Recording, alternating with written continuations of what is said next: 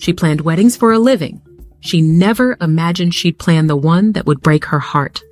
Damalayer, she chose her mother over her own happiness. He moved on. Some sacrifices don't break you. They build you. She chose her mother over her own happiness.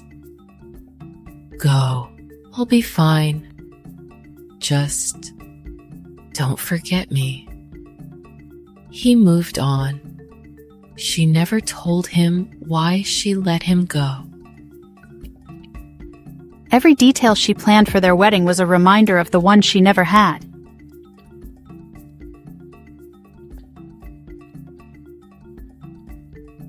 I can do this. I have to do this.